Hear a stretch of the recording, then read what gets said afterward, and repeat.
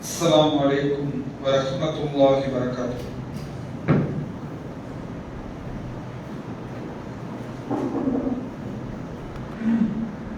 الله أكبر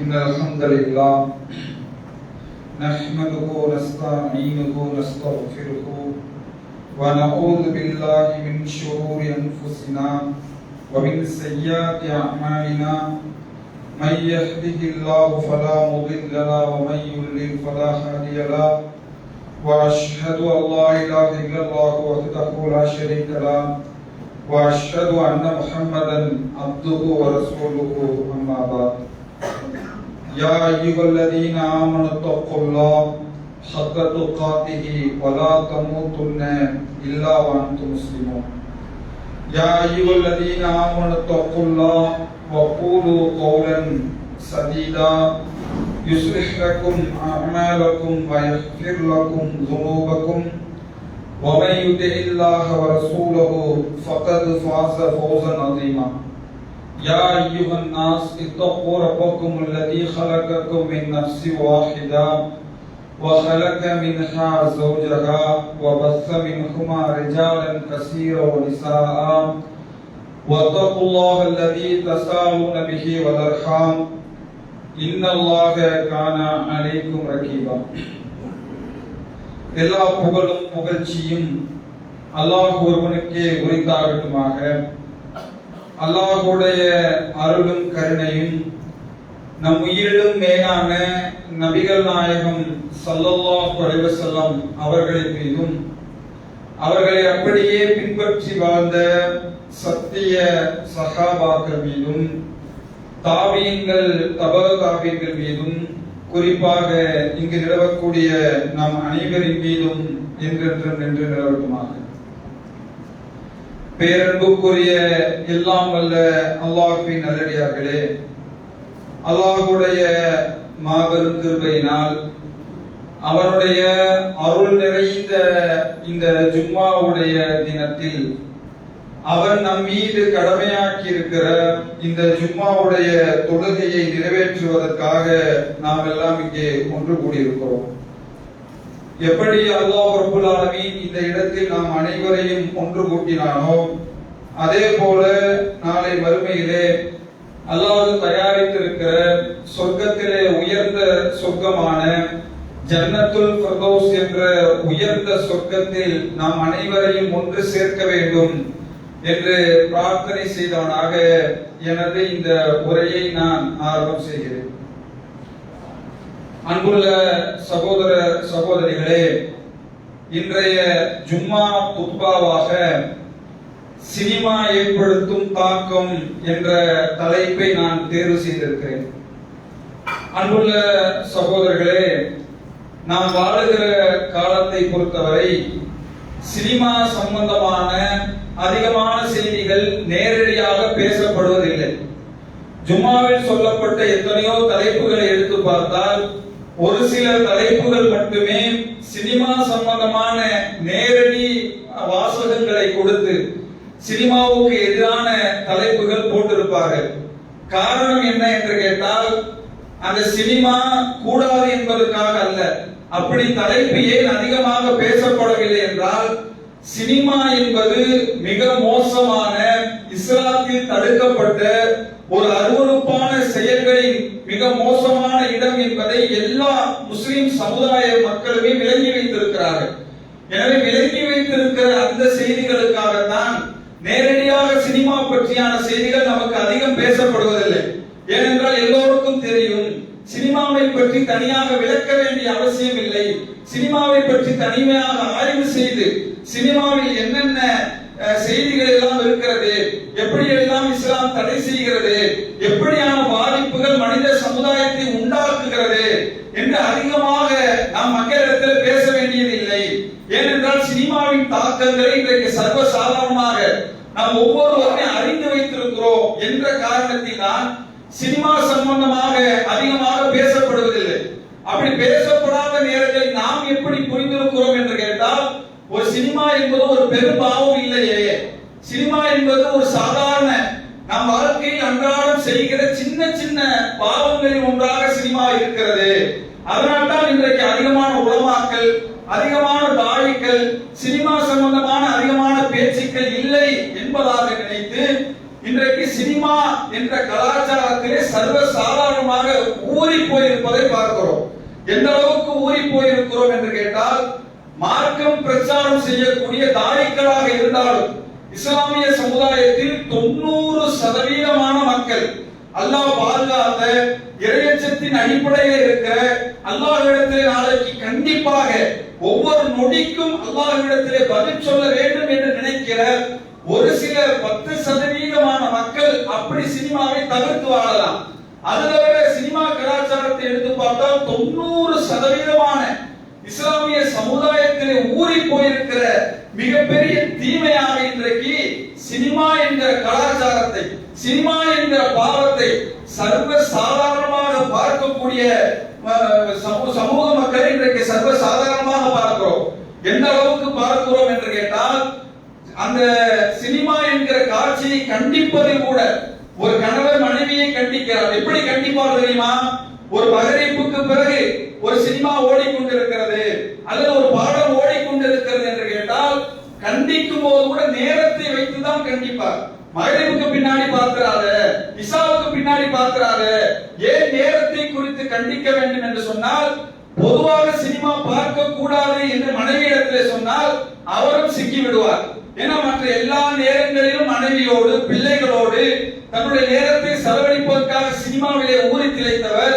அப்ப இந்த மாதிரி நேரத்தை குறிப்பிட்டு சொல்வதற்கு காரணமே, குடும்பமாக சினிமா பார்க்கிற கலாச்சாரம் சர்வ சாதாரணமாக நம்முடைய இஸ்லாமிய சமூகத்திலே, முஸ்லிம் இளைஞர்களுக்கு மத்தியிலே, முஸ்லிம் பெண்மணிகளுக்கு மத்தியிலே ஊறி போயிருக்கிற காரணத்தினால் கண்டிக்கக்கூடிய கணவன்மார்கள் கூட நேரத்தை வைத்து கண்டிக்கக்கூடிய காட்சிகளை பார்க்கிறோம். இன்னும் சொல்ல போனால், இன்றைக்கு சினிமா எப்படி நமக்கு ஊறி இருக்கிறது என்று கேட்டால், தனிமை என்று வந்தால் போதும்.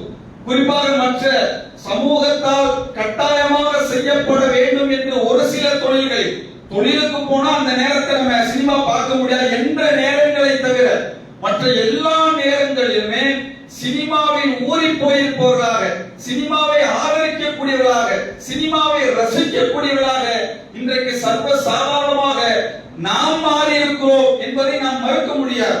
இன்னும் சொல்ல போனால் நம்மை விடுங்கள், இன்றைக்கு இருக்கிற சினிமாவின் தாக்கம் சக மக்களிடத்தில் எப்படி மாறுகிறது என்று கேட்டால், சினிமாக்கள் தான் இன்றைக்கு தலைவர்களை உருவாக்கக்கூடிய இடத்திலே வந்து நிற்பது இன்றைக்கு சர்வ சாதாரணமாக பார்க்கிறோம். அதற்கு ஒரு பெரிய உதாரணம் தேவையில்லை. நாம் வாழுகிற தமிழகத்தை எடுத்து பார்த்தால் போலும் பெரிய அரசியல் தலைவர், ஒரு மாநிலத்தை ஆளக்கூடிய ஒரு முதல் அமைச்சர் அப்படிங்கிற தகுதி எந்த அடிப்படையிலே கொடுத்தார்கள்? ஒரு போராட்டம் நடத்தினாரு, ஆர்ப்பாட்டம் நடத்தினார், மக்களுடைய பிரச்சனைகளை வீரியமாக களத்திலே நின்று போராடினார், அவர்களுக்காக நலத்திட்ட உதவிகளை செய்து கொடுத்தார். அந்த அடிப்படையிலே நலத்திட்ட உதவிகளை செய்த அடிப்படையிலே அவர் எங்களுக்கு அறிமுகம், போராட்டம் நடத்திய அடிப்படையிலே அறிமுகம், மக்களுக்கான தொண்டாற்றிய அடிப்படையிலே அறிமுகம். அப்படி அறிமுகமானாரா? இல்லை. அப்ப எந்த அடிப்படையிலே எல்லோருக்கும் அறிமுகம் என்றால் சினிமா. சினிமாவின் மூலமாக அறிமுகம், ஆடல்களின் மூலமாக அறிமுகம், பாடல்களின் மூலமாக அறிமுகம், நடிப்பின் மூலமாக அறிமுகம். அப்ப இந்த சினிமா என்கிற கலாச்சாரம் இன்றைக்கு ஒரு மிகப்பெரிய அரசியல் தலைவர்களை நம் முன்னால் கொண்டு வந்து நிறுத்தி இருக்கிறது என்று கேட்டால், எந்த அளவுக்கு இந்த சமுதாயத்திலே சினிமா ஊறி போயிருப்பதை இன்றைக்கு கண்ணுக்கு முன்னால் பார்க்கிறோம். காரணம் என்ன? சினிமாவின் தாக்கம். அதை விடுங்கள், சமீபத்தில் 2-3 நாட்களுக்கு முன்னால் ஒரு சினிமா துறையை சார்ந்த ஒருவர் மரணிக்கிறார். நான் கேட்கிறேன், எத்தனையோ இஸ்லாமிய நண்பர்களிடத்தில் ஸ்டேட்டஸ், எப்படி ஸ்டேட்டஸ்? இயக்குனர் இமயம் சரிந்து விட்டது, மிகப்பெரிய தமிழ் சமுதாயத்தை இழந்து விட்டோம். யார் அவர்? ஒரு இயக்குனர், ஒரு திரைப்பிரபலத்தினுடைய பின்புலத்திலே வந்தவர். எப்படி ஸ்டேட்டஸ் வைக்கிறாரு? தன்னுடைய தாய் மரணித்திருப்பார், தந்தை மரணித்திருப்பார், உடன்பிறந்த அண்ணன் மரணித்திருப்பார், மனைவி மரணித்திருப்பார். ஸ்டேட்டஸ் வைக்கல, துஆ செய்யுன்னு சொல்லல. சில சம்பந்தப்பட்ட சகோதரர்களை சந்தித்து, என் தாய்க்காக, என் தந்தைக்காக, என் பிள்ளைக்காக நீங்கள் மரணித்து விட்டார்கள், அவர்களுக்காக துஆ செய்யுங்கள் என்று தன்னுடைய ஸ்டேட்டஸை வைக்காத ஒரு சில சகோதரர்கள் இன்றைக்கு பார்க்கிறோம். சகோதரர்களே, அவர்களுக்கும் நம்முடைய கொள்கைக்கு எந்த சம்பந்தமும் இல்லை. அப்படியான மக்களை தன்னுடைய ஸ்டேட்டஸில் வைத்து இறந்து விட்டார் என்ற செய்தியை பரப்புகிறார்கள் என்று சொன்னால், அன்புள்ள சகோதரர்களே, எந்த இடத்திலே எப்படி ஊறி போய் சினிமா என்கிற கலாச்சாரத்திலே நிற்கிறோம் என்பதை நாம் உணர வேண்டும். சகோதரர்களே, சினிமா ஏற்படுத்திய தாக்கம் இந்த சமூகத்தில் சாதாரணமானது அல்ல. சினிமா சம்பந்தமான எல்லா செய்திகளையும் இஸ்லாம் மிக அழகான முறையிலே நமக்கு வழிகாட்டி இருக்கிறது. வேறு சமூகங்கள் வேணால் வழிகாட்டுதல் இல்லாமல் இருக்கலாம், அந்த பிரச்சனைகளை கையாள தெரியாமல் இருக்கலாம், அந்த பிரச்சனைகளுக்கு தீர்வு சொல்லாமல் இருக்கலாம், அந்த பிரச்சனையுடைய பாதிப்புகளை பற்றி அவர்கள் அறியாமல் இருக்கலாம். ஆனால் நம்மிடத்திலே தீர்வு இருக்கிறது. அதற்கு எவ்வளவு பெரிய பாதிப்புகள் மனிதனை ஏற்படுத்தும் என்கிற எல்லா வழிகாட்டுதலையும் இஸ்லாம் நமக்கு சொல்லி இருக்கிறது. எப்படி சொல்லி இருக்கிறது? இன்றைக்கு கேட்பார்கள், சினிமாவை பற்றி நேரடியாக குர்ஆன் சுன்னாவிலே சினிமா என்கிற வார்த்தையை பயன்படுத்தி சினிமா ஹராம் என்று சொல்லப்பட்டதா? சகோதரன், நான் கேட்கிறேன், சினிமாவில் சொல்லப்பட்ட அல்ல, எல்லா செய்திகளையும் எடுத்து பாருங்கள். அதில் அடங்கி இருக்கிற அத்தனை செய்திகளையும் இஸ்லாம் தடுக்கிறது. சினிமாவில் சொல்லப்பட்டுள்ள நடிப்பு, வீணான வார்த்தைகள், ஆபாசங்கள், இசை, நடனம், வீண்வரையம், நேரவிரயம், நகைச்சுவைக்காக அடுத்தவர்களை கிண்டலாக, கேலியாக என்று ஒட்டுமொத்த தொகுப்பாக சொல்லப்பட்டிருக்கிற சினிமா என்கிற அம்சத்தை ஒவ்வொன்றாக பிரித்து இஸ்லாம் சொல்லுகிறது. ஒவ்வொன்றுக்கும் நபிகள் நாயகம் ஸல்லல்லாஹு அலைஹி வஸல்லம் அவர்கள் எச்சரிக்கை செய்திருக்கிறார்கள். அத்தனையும் இஸ்லாத்திலே தடை. அதை பார்ப்பதற்கு தடை, அதை கேட்பதற்கு தடை. சகோதரன், நான் கேட்கிறேன், நடிப்பு இஸ்லாத்தில் அனுமதிக்கப்பட்டுள்ளதா? நடித்த ஒருவரை நபிகள் நாயகம் ஸல்லல்லாஹு அலைஹி வஸல்லம் அவர்கள் அங்கீகரித்தார்களா?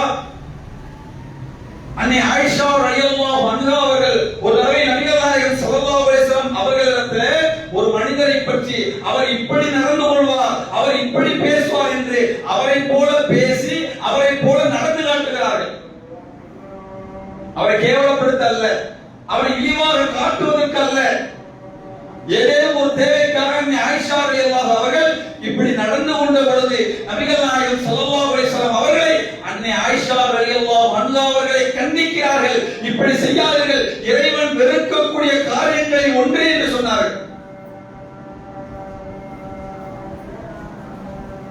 ஆனால் இன்றைக்கு நடிப்பு என்கிற அம்சத்துக்காக எத்தனை கூட்டம், எவ்வளவு ஃபாலோவர்ஸ், எவ்வளவு எப்படி நடிக்கிறார் பாருங்க. இந்த மாதிரி உலகத்துல யாரால நடிக்க முடியுமா அப்படி நடித்து காட்டுவர்களை புகழ்ந்து பேசக்கூடியவராக இருக்கிறோம். எந்த அளவுக்கு இன்றைக்கு நம்முடைய முஸ்லிம் சமுதாயத்திலே மாறி போயிருக்கிறது என்று கேட்டால், நடிப்பை கூட ஆதரிக்கலாம் என்கிற வட்டத்துக்குள்ளே முஸ்லிம் சமுதாயம் தள்ளி இருக்கிறார்கள். வெளியே விட்டுருவோம், முஸ்லிம் சமுதாயத்தை தாண்டி நடிப்பு என்பது ஹராம். எந்த இஸ்லாமிய அறிஞர்களுக்கு மத்தியிலே கருத்து வேறுபாடு இல்லை. மற்ற ஏதோ மசாயில் சட்டங்களோ கூட ஒரு சில அறிஞர்கள் கூடும் என்பார்கள், கூடாது என்பார்கள். ஆனால் நடிப்பு என்கிற அம்சத்தை எடுத்து பார்த்தால் எல்லா இஸ்லாமிய அறிஞர்களும் தடுக்கப்பட்டது, பக்குவம் கொடுத்திருக்கிறார்கள். ஆனால் இன்றைக்கு நம்மிடத்தில் எப்படி வருது தெரியுமா? குர்ஆன் சுன்னா என்கிற பெயரில் இன்றைக்கு நடிப்பை கொண்டு வந்து விட்டார்கள். சகோதரரை பார்க்கிறோம் யூடியூப். என்ன யூடியூப்ல இஸ்லாமிய சினிமா, இஸ்லாமிய சினிமா என்று சொன்னால் நபி மொழிகளை தாங்கி இருக்கிற குறும்படங்கள். எப்படி எடுப்பாரு? ஒரு நபி மொழியை மைய கருத்தாக வைத்து ரெண்டு பேர் அதுல நடிப்பாங்க. ஒருத்தர் அந்த நபி மொழிக்கு எதிராக நடிப்பார், ஒருத்தர் அந்த நபி மொழிக்கு ஆதரவாக ஒருத்தர் நடிப்பார். இறுதியாக ஆதரவாக நடிக்கணும், இதுதான் இஸ்லாம் சொல்லுகிறது என்று ஒரு குறும்படமாக ஒரு 4-5 பேரை வைத்து அந்த விளம்பரத்தை எடுத்துவிட்டு இஸ்லாமிய சினிமா, இஸ்லாமிய குறும்படம், இப்படி நாங்கள் குறும்படத்தின் வாயிலாக எல்லா தரப்பு மக்களை நாங்கள் இஸ்லாத்துக்குள் வரவேற்கிறோம். நவீன காலம் வளர்ந்து விட்டது, டிஜிட்டல் தாவா. சகோதரரே, எந்த அளவுக்கு பேசுகிறார்கள் என்றால், குர்ஆன் சுன்னாவிலே அனுமதிக்கப்பட்ட விடயமாக மற்ற சாதாரணமாக செய்யப்படுகிற உபதேசங்களை தாண்டி இது போல குறும்படங்கள் தான் இஸ்லாத்தினுடைய வளர்ச்சியை மிகப்பெரிய அளவுக்கு கொண்டு செல்கிறது என்கிற அளவுக்கு இன்றைக்கு சமுதாயத்தில் பேசுகிறார்கள். இதில் கவலையான செய்தி என்ன என்று கேட்டால், குர்ஆன் சுன்னாவை பேசக்கூடிய ஒரு சில உலமாக்களின் மௌனம். சகோதரர்களே, அவர்கள் சமூகமாக புறக்கணிக்கப்பட வேண்டியவர்கள். இஸ்லாத்திலே மிக மோசமான ஒரு முன்னுதாரணத்தை கொண்டு வருபவர்கள். குர்ஆனும் சுன்னாவும் சொல்லாத தாவா என்கிற அழைப்பின் பெயரிலே இந்த சமுதாயத்தை கொச்சைப்படி சமுதாயத்திலே காட்டக்கூடியவர்கள். குர்ஆன் சுன்னா சொல்லாத எந்த ஒன்றும் இந்த இஸ்லாமிய சமுதாயத்துக்கு தேவையில்லை. அப்படி இஸ்லாத்தில் வர வேண்டிய மக்களுக்கு அவசியம் இல்லை. குர்ஆன் சுன்னா எதை தாவா என்று சொல்லுகிறதோ, குர்ஆன் சுன்னா எப்படி மக்களிடத்திலே அழைக்க வேண்டும் என்று சொல்லுகிறதோ, அந்த அடிப்படையில் நம்முடைய தாவாக்களை அமைத்துக் கொள்ள வேண்டும். அல்லாஹ் குர்ஆனிலே சொல்கிறான். எப்படி சொல்கிறான்?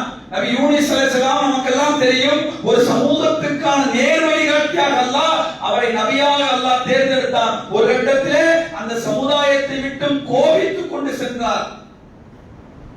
அல்லாஹ் அந்த சமூக மக்களுக்கு நேர் வழிகாட்டுகிறான். சகோதரர்களே, நபிமார்களை கொண்டு கூட ஒரு சமுதாயத்துக்கு அல்லாஹ் நேர்வழி காட்ட விரும்பவில்லை. அவர் அந்த இடத்திலே சென்ற பிறகும் கூட அந்த சமுதாயத்துக்கு அல்லாஹ் நேர்வழியை காட்டுகிறான். அதை அல்லாஹ் குர்ஆனிலே வலா தகுன் கசாஹிபில் ஹூத், நபியே அந்த மீனுடையவரை போன்று நீங்கள் மாறிவிட வேண்டாம் என்று அல்லாஹ் நபிகள் நாயகம் ஸல்லல்லாஹு அலைஹி வஸல்லம் அவர்களுக்கு கண்டிக்கிற குர்ஆனுடைய வசனத்தை பார்க்கிறோம். சகோதரர்களே, அல்லாஹ் இந்த உலகத்துக்கு நேர்வழி காட்ட வேண்டும் என்று சொன்னால் அடுத்த கணமே ஒட்டுமொத்த மனித சமுதாயத்துக்கு நேர்வழியை காட்டி விடுவான். நீங்க நடிச்சு, நீங்க குறும்படம் எடுத்து, நீங்க பிற சமுதாய மக்களுடைய உள்ளத்தை வென்றெடுத்து அப்படித்தான் ஒருவர் இஸ்லாத்துக்கு கொண்டு வர வேண்டிய எந்த அவசியம் அல்லாஹ் ரப்பல் ஆலமீன் அப்படியான ஒரு அவசியத்தை ஏற்படுத்தவில்லை. அது இஸ்லாமிய மார்க்கத்துக்கு தேவையும் இல்லை. நான் கேட்கிறேன், இன்றைக்கு எத்தனையோ மக்கள் இஸ்லாத்தை நோக்கி வர எப்படி வர்றாங்க? குர்ஆனை படித்தோம், நபிகள் நாயகம் ஸல்லல்லாஹு அலைஹி வஸல்லம் அவருடைய பொன்மொழிகளை படித்தோம்.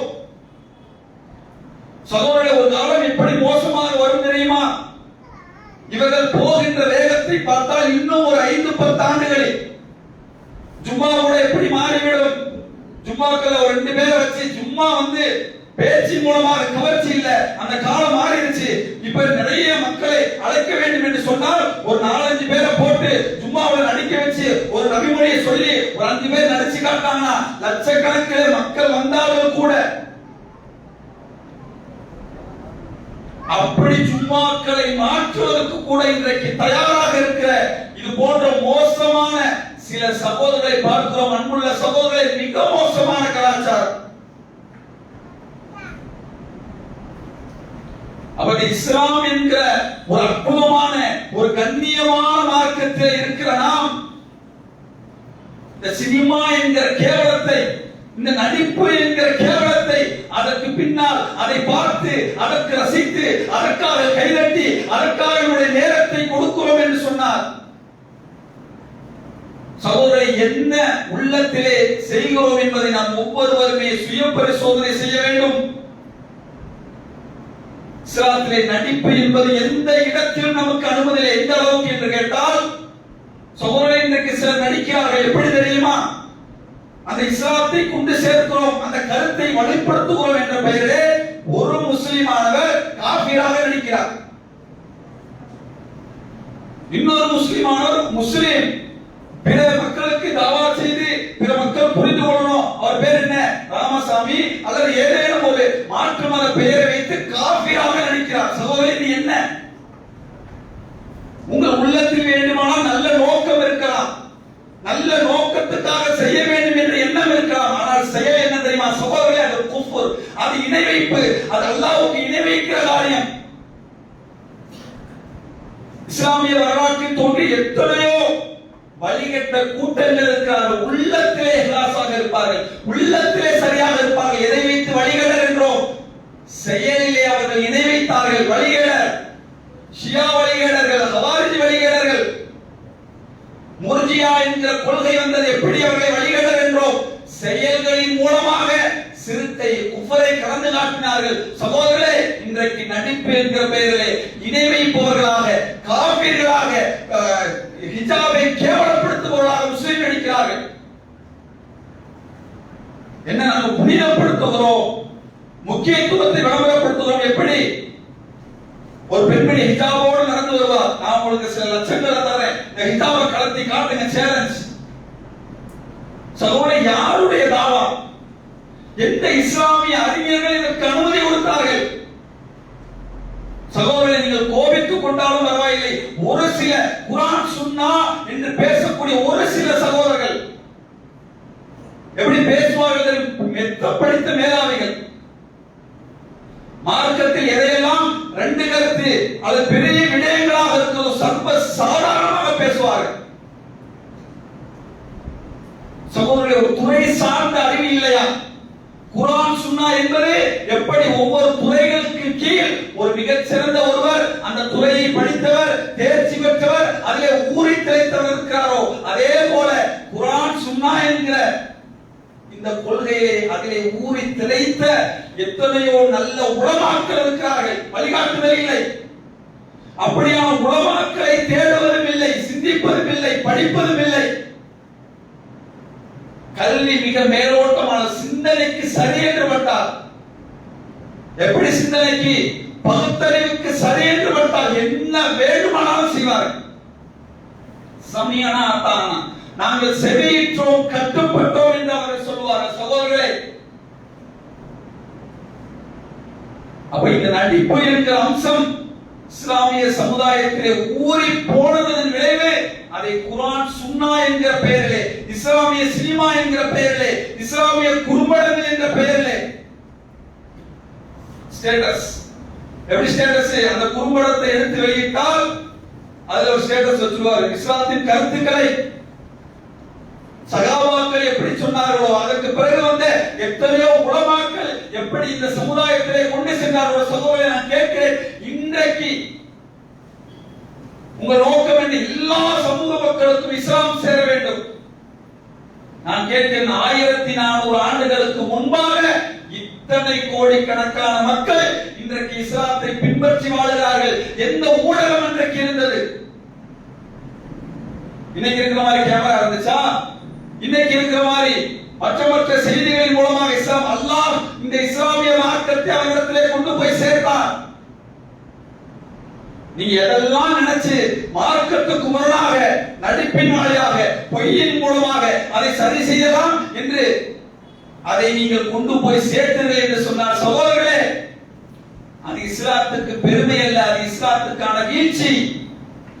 குர்ஆன் சுன்னா சொல்லாத எந்த ஒரு செயலும் நாளை மறுமையில் அது நமக்கு வெற்றியை பெற்று தராது.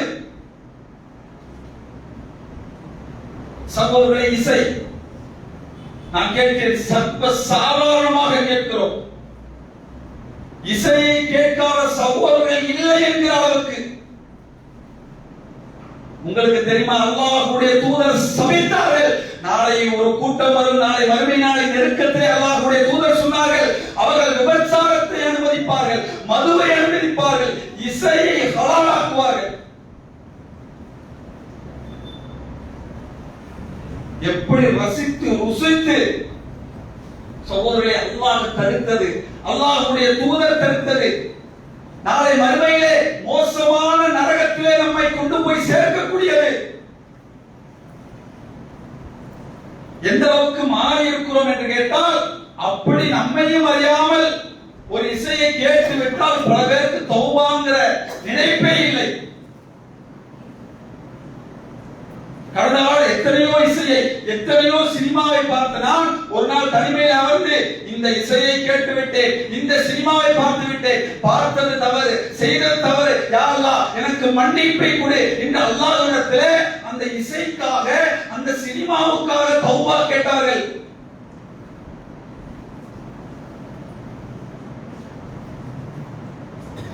சகோதரர், சிந்தித்து பாருங்கள், என்ன நம்முடைய உள்ளத்திலே ஊறி கிடக்கிறது.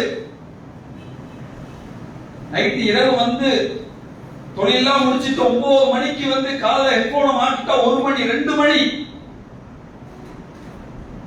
இதுவரைக்கும் காலையில் ஃபஜ்ர் கூட இல்லை. 10 மணி 11 மணி 1 மணி ஏதோ ஒரு நாள் அல்ல, தினசரி அன்றாட நிகழ்ச்சிகளாக இன்றைக்கு சர்வ சாதாரணமாக இசை இல்லாத இடங்கள் இல்லை என்று அதற்கே ஆதரவாக சென்று கொண்டிருக்கிறோம் என்று சொன்னால், சகோதரே, மிக மோசமான ஒரு நெருக்கமான மறுமையாவுடைய கடைசி காலத்திலே இருக்கிறோம்.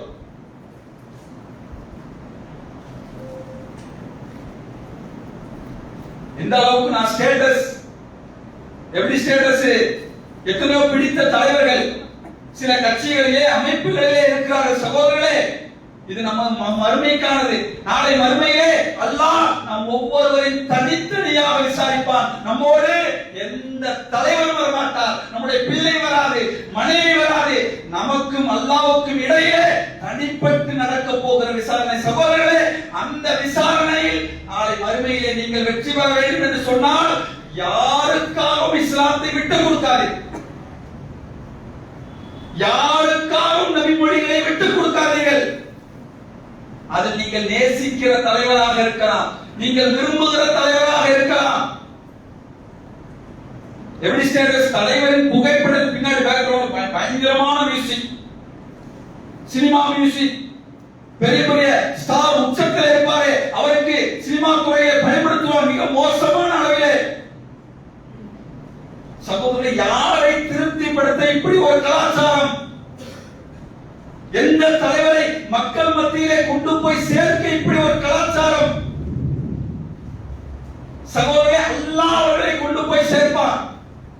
நீங்கள் நேசிக்கிற தலைவர் உண்மையாக இருந்தால், சரியாக இருந்தால், அவர்களை அல்லாஹ் அந்த சமுதாய மக்களத்தை கொண்டு போய் சேர்க்க வேண்டும் என்று நினைத்தால் எந்த ஒரு முயற்சி தேவையில்லை, அல்லாஹ் அவர்களை கண்ணியப்படுத்துவான்.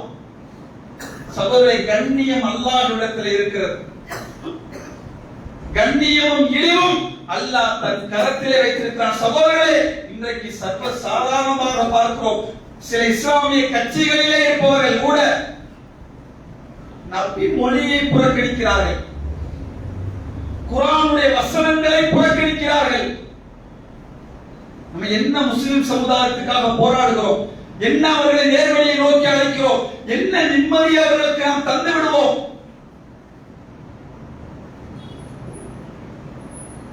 அதோடு இன்றைக்கு எப்படி என்று கேட்டால் குடும்பத்தில் இன்றைக்கு பெண்கள் மத்தியில் சகோதரர்களே சினிமா பாடல்களை எடுத்து பார்த்தால் ஸ்டேட்டஸ்ல பறக்கும். எப்படி பறக்கும்? தன் என்னெல்லாம் ஸ்டேட்டஸ் சினிமா பாடல், காதலோ ஆபாசமோ அல்லது கவலையோ இன்பமோ துன்பமோ என்ன போட்டு அடிச்சாலும் 4 லைன் அந்த மாதிரி ஸ்டேட்டஸ்கள் வந்து விழுகிறது. செய்யறது தவறு, செய்யறது குற்றமான காரியம், செய்வது அல்லாஹ்விடத்திலே தௌபா செய்து அல்லாஹ் இப்படி ஒரு தவறை இனி என் வாழ்நாளில் செய்ய மாட்டேன் என்று அல்லாஹ்விடத்திலே மீண்டெடுப்பதற்கான காரியம். சகோதரர், இன்றைக்கு சமூகம் எப்படி மாறி இருக்கிறது தெரியுமா? செய்த தவறை பகிரங்கப்படுத்தக்கூடியவர்களாக இன்றைக்கு மாறி இருக்கிறோம். கண்டிக்க ஆள் இல்லை, கண்டிக்க அப்படியான மனங்கள் கூட வருவதில்லை. நம்முடைய தாயோ அக்காவோ தம்பியோ தங்கச்சியோ அப்படியான சினிமா மாடல்களை கொண்டு ஸ்டேட்டஸ் வச்சா அதை பார்த்து ரசிக்கக்கூடியவர்களாக கடந்து விடுகிறோம். சகோதரி, அல்லாஹ் சொல்லி காட்டுகிறான், யார் ஒருவர் மானக்கேடான செயல்கள் மக்கள் மத்தியிலே பரப்ப வேண்டும் என்று விரும்புகிறார்களோ அவர்களே இந்த உலகத்திலும் மறுமையிலும் அல்லாஹ் கடுமையான வேதனையை தண்டிப்பான் என்று சொன்னார்கள். சகோதரி, உங்களை அழிக்கிற பாவமாக மட்டும் நினைக்காதீர்கள். நாம் ஒரு தவறு செய்வோம், அல்லாஹ்ட்ட கேட்கிறோம், தனிப்பட்ட பாவம் நமக்கும் அல்லாஹ்வுக்கும் தெரியிருக்கிறது, அதோட போயிடும். ஸ்டேட்டஸ் எடுத்து பரப்பி ஒரு 50 பேர் பார்த்து 100 பேர் பார்த்து 200 பேர் பார்த்து அதை ரசித்து ருசித்து அதில் உள்ள வரிகளை மனனம் செய்து அதனால் காம இச்சை தூண்டப்பட்டு அவர்கள் ஒரு தவறு இழைக்கிறார்கள் என்று சொன்னார். சகோதரர்களே, எந்த நோக்கத்துக்காக நீங்கள் வைத்தீர்கள் என்று தெரியாது. ஒருவேளை அவர்களுக்கு வேற நோக்கமாக இருந்தால் அவர்கள் என்ன பாவம் செய்தாலும் அல்லாஹ் அந்த பாவத்தினுடைய கணக்கை உங்கள் கணக்கில் வைப்பான்.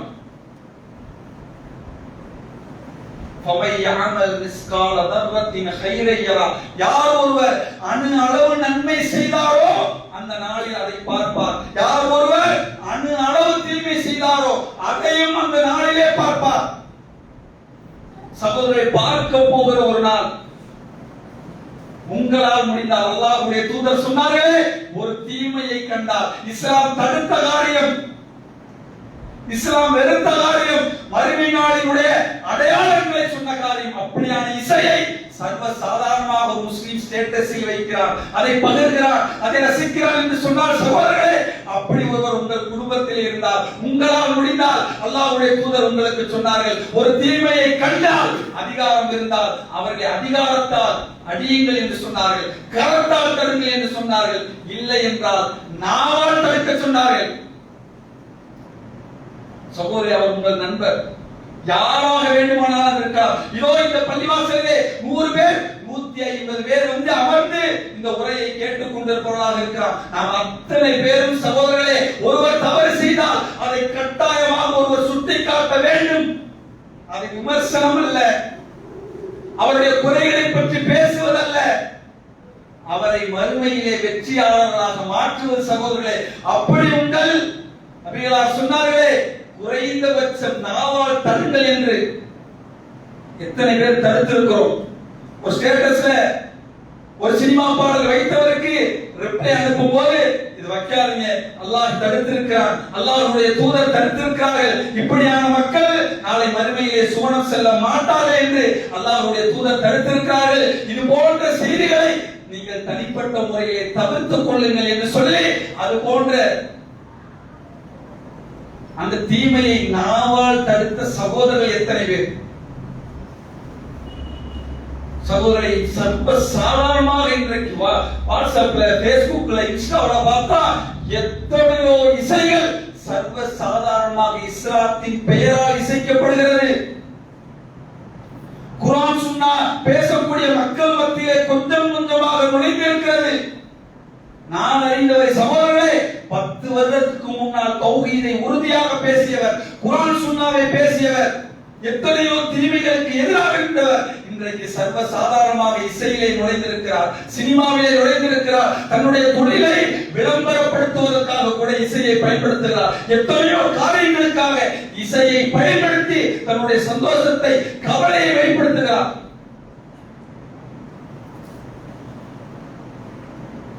எந்த நிலையிலே இருக்கிறோம் என்பதை நான் புரிந்துவிட அன்புள்ள சகோதரே, ஆபாசம் சினிமாவை பற்றி இவ்வளவு விரிவாக விளக்கி சொல்ல வேண்டிய அவசியமே இல்லை.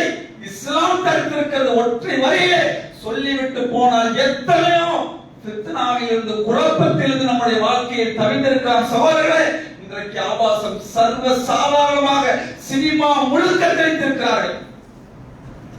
சில சகோதரர் இப்படி பேசக்கூடியவர்களை பார்க்கிறோம். எப்படி எத்தனையோ சினிமாக்கள் தாயை பற்றி பேசுகிறது. எப்படி குர்ஆன் தாயை பற்றி பேசுகிறதோ அந்த சினிமாவை பாருங்க. சமூகத்தை பத்தி, தாயை பத்தி சர்வ சாதாரணமாக அழகான முறையிலே பேசுகிற சகோதரர்களே, நான் கேட்கிறேன், தாயை பற்றி பேசுகிற சினிமா, நீங்கள் எந்த சினிமா தாயை உயர்த்தி பேசுகிறது என்று நீங்கள் சொன்னீர்களோ அந்த சினிமாவை எடுத்து பாருங்கள். தாயை பற்றி பேசுகிற அடுத்த 5வது நொடி ஆடல் பாடல் காட்சிகள் அங்கே இருக்கும், அசிங்கங்கள் இருக்கும், ஆபாசங்கள் இருக்கும், கணவன் மனைவிக்கு இடையான கொச்சையான பேச்சுக்கள் இருக்கும். 2.5 மணி நேர சினிமா, தாயை பத்தி ஒரு 5 நிமிஷம் நல்லா பேசினீங்க செஞ்சுவாரு. இன்னொரு அந்நிய பெண்ணோடு நடனம் ஆடுவார், இன்னொரு அந்நிய ஆணோடு அந்த பெண்மணி நடனம் ஆடுவார். அசிங்கத்தையும் ஆபாசத்தையும் சர்வ சாதாரணமாக விதைத்திருப்பார். 2.5 மணி நேரம் என்ன கொண்டு வந்திருக்கிற சகோதர உபதேசமா? உங்கள் தாயை பற்றி உபதேசமா? இஸ்லாம் எப்படி பேசும் தெரியுமா சகோதரர்களே? குர்ஆன் தாயை பற்றி பேசும். தாயை பற்றி பேசுவது மட்டும் நிற்க போவதில்லை. தாய்க்கு செய்ய வேண்டிய பணிவிடைகளை பேசும், அல்லாஹ்வுக்கு செய்ய வேண்டிய வணக்க வழிபாடுகளை பேசும். தாயிடத்திலே எப்படி நடந்து கொள்ள வேண்டும் என்பதை பற்றி சின்ன சின்ன தகவல்கள் கூட குர்ஆன் எந்த இடத்திலும் முரண்பட்ட பேச்சுக்களை நீங்கள் பார்க்கவே முடியாது. ஆனால் சகோதரர்களே, சினிமாவை பார்க்கிறார். எது நீங்கள் நல்லது என்று சொல்கிறீர்களோ அதே நல்லதை குழி தோண்டி புதைக்கிறதை சினிமாவில் சர்வ சாதாரணமாக பார்க்கக்கூடிய காட்சிகளை இன்றைக்கு நாம் சர்வ சாதாரணமாக பார்க்கிறோம். எனவே அன்புள்ள சகோதரர்களே, மிக மோசமான ஒரு காலத்திலே இருக்கிறோம். மிக மோசமான ஒரு இசை கலந்த ஒரு மறுமை நாளுடைய நெருக்கத்திலே இருக்கிறோம். இந்த நெருக்கத்தில் இருக்கிற நாம் நாளை மறுமையிலே அல்லாஹ்விடத்திலே வெற்றி பெற வேண்டும் என்று சொன்னால், இது போல ஷைத்தானால் ஏற்படுத்தப்பட்ட நம்முடைய வாழ்க்கையை திசை திருப்புகிற இந்த சினிமா, நடனம், இசை போன்ற இந்த கலாச்சாரத்தில் இருந்தெல்லாம் விலகி ஒரு நல்ல முஸ்லிம்களாக வாழக்கூடிய நன்மக்களாக அல்லாஹ் உங்களையும் என்னையும் ஆக்கி அருள வேண்டும் என்று கூறி என்னுடைய இந்த முதல் உரையை நிறைவு செய்கிறேன்.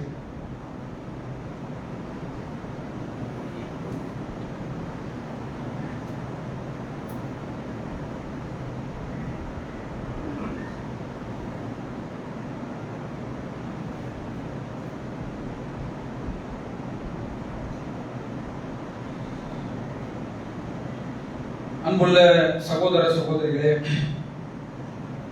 சினிமா என்பது எவ்வளவு ஒரு மோசமான கலாச்சாரமாக நம்மிடத்திலே மாறி இருக்கிறது. சினிமா என்பது ஒட்டுமொத்த ஹராம்களின் தொகுப்பாக இஸ்லாம் எப்படி சொல்லுகிறது என்ற செய்திகளை பார்த்தோம். அதே நேரத்திலே சினிமா ஏற்படுத்துகிற தாக்கத்தை மிக முக்கியமான ஒரு தாக்கம் என்ன என்று கேட்டால், நம்முடைய விலை மதிப்பில்லாத நேரங்களை வீணடிப்பது.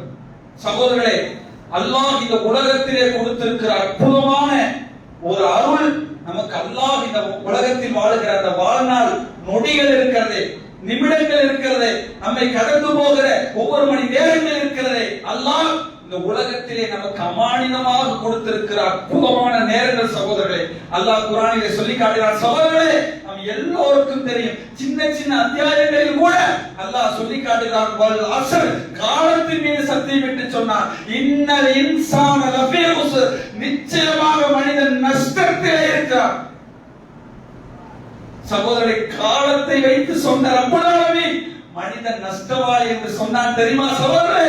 பொருந்தி போகிற அற்புதமான இடங்கள் எந்த இடங்கள்? நீங்கள் செலவழிக்கிற சினிமாவுக்காக, இசைக்காக செலவழிக்கிற ஒவ்வொரு இடங்களும் உங்களுக்கு நஷ்டத்தை ஏற்படுத்திவிடும் சகோதரர்களே. அப்படியான இழப்பை தருகிற, நஷ்டத்தை சந்திக்கிற, நமக்கு அல்லாஹ் கொடுத்திருக்கிற அமானிதமான நேரங்களை சினிமாவின் மூலமாக இன்றைக்கு நாம் இழந்திருக்கிறோம். சகோதரர்களே, உங்களுக்கு தெரியுமா, ஒரு சராசரியாக இந்த உலகத்தில் நாம் 60 வருடம் வாழ போகிறோம் என்றால் 40 வருஷம் 50 வருஷம் தூக்கத்திலே போய்விடும். மற்ற கழிவறையில போயிடும். நாம் விழித்து இருக்கிற இந்த உலகத்தில் வாழுகிற வருடங்கள் எத்தனை தெரியுமா சகோதரர்களே? வெறும் 5 வருடம் மட்டுமே உலகத்திலே விழித்து வாழ போகிறோம். அல்லாஹ்வுக்கு அதில் வணக்க வழிபாடுகள் செய்ய போகிறோம், குடும்பத்துக்கு செய்ய போகிறோம், உழைக்க போகிறோம். அதெல்லாம் இந்த உலகத்திலே வெறும் 5 வருடங்கள் தான் செய்ய போகிறோம். அந்த 5 வருடங்கள் கூட இன்றைக்கு சினிமா என்ற மோகத்தின் மூலமாக நாம் இழந்து வருகிறோம் என்று சொன்னால் சகோதரர்களே, இன்றைக்கு நாம் பார்க்கிற சினிமா அந்த 5 வருடத்தை கூட குறைக்கிறது. 4 மாத்தியது, 3 மாத்தியது, 2 வருடங்களாக குறைத்து ஒரு பெரும்பாலான இடத்தை இன்றைக்கு சினிமா என்கிற கலாச்சாரம் நம்மிடத்தில் விதைத்திருக்கக்கூடிய இடங்களை பார்க்கிறோம். சகோதரர்களே, சினிமா நம்முடைய ஆளுமையை தகர்த்துவிடும். சகோதரர்களே, நம்முடைய கற்பனைகளை முதலீடாக வைத்து லட்சத்திலே கோடிகளிலே அவர்கள் இன்றைக்கு நம்ம புரண்டு கொண்டிருக்கிறார்கள். அல்லாஹ் நமக்கு வழங்கியிருக்கிற கற்பனை சகோதரர்களே, அல்லாஹ்வுடைய அருள். நாம் இந்த உலகத்திலே வாழ்வதே கற்பனை தான். சந்தோஷம் என்கிற அம்சமே கற்பனையில் அடங்கியிருக்கிறது. கவலை என்கிற அம்சம் கற்பனையில் அடங்கியிருக்கிறது. இந்த நிமிடம் அமர்ந்திருக்கும் இதுதான் நிஜம். நாம் அடுத்து வரப்போகிற நொடி கூட நமக்கு கற்பனை தான். கடந்த காலம் செய்கிற நொடி கூட நமக்கு கற்பனை தான். கற்பனை என்கிற இந்த அம்சத்தை எல்லாம் நமக்கு அருளாக கொடுத்திருக்கிறார். அந்த கற்பனையை சினிமாவிலே கொண்டு சீரழிந்து கொண்டிருக்கிறோம். சகோதரர்களே, இந்த உலகத்தில் எதெல்லாம் நடக்க முடியாதோ, அறிவுக்கு எதிரானதோ அதெல்லாம் சினிமாவிலே காட்டுவார்கள். சகோதரர்களே, நீங்கள் பார்க்க ஒரு ஆள் பெரிய 10 மாடி அடுக்குமாடி குடியிருப்பு வந்து கீழே விழுவார், 100 பேரை போட்டு அடிப்பார். சகோதரர்களே, எப்படி முடியும்? நம்மை ஏமாற்றுகிறார், நம்மை முட்டாளாக்குகிறார். நம்மை ஒருவரை பார்த்து முட்டாள் என்றால் எவ்வளவு கோபம் வருது சகோதரர்களே.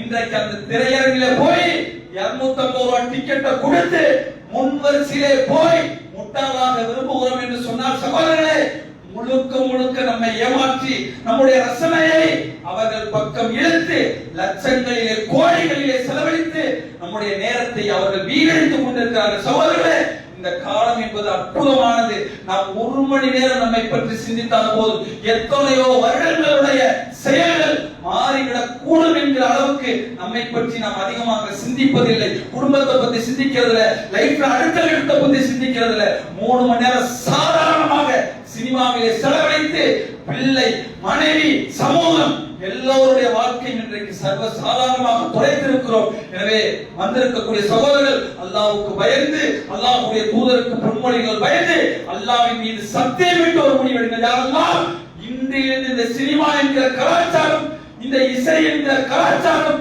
என் வாழ்நாளில் வராது என்று முடிவெடுத்து பாருங்க. சகோதரர்களே, உங்கள் வாழ்க்கை தலைகீழாக மாறும். குர்ஆனுடைய வசனம் உங்கள் உள்ளத்தை கிழிக்கும், நபிமொழிகள் உங்கள் உள்ளத்தை கிழிக்கும், உங்கள் உள்ளத்தை திறந்து காட்டும். சகோதரர்களே, மிகச் சிறந்த வாழ்க்கையாக அல்லாஹ் இந்த உலகத்திலே அல்லாஹ் சொன்னானே, என்னுடைய நேர்வழியை யார் பின்பற்றுவார்களோ கவலைப்பட மாட்டார்கள், அச்சப்பட மாட்டார்கள் என்று சொன்னார்களே, அப்படியான ஒரு அச்சம் இல்லாத, கவலை இல்லாத ஒரு அற்புதமான வழி குர்ஆனுடைய வழி சகோதரர்களே, நபிமொழிகளினுடைய வழி சகோதரர்களே. அந்த வழியை பின்பற்றினால் எதற்கும் உலகத்தில் கவலைப்பட வேண்டிய அவசியம் இல்லை, எதற்கும் பயப்பட வேண்டிய அவசியம் இல்லை. நிம்மதியான ஒரு பீஸ்ஃபுல்லான ஒரு அமைதியான வாழ்க்கையை இந்த உலகத்திலே வாழக்கூடிய நன்மக்களாக அல்லாஹ் ரப்பல் ஆலமீன் உங்களை என்னையும் ஆக்கி அருள வேண்டும் என்று கூறி என்னுடைய இந்த உரையை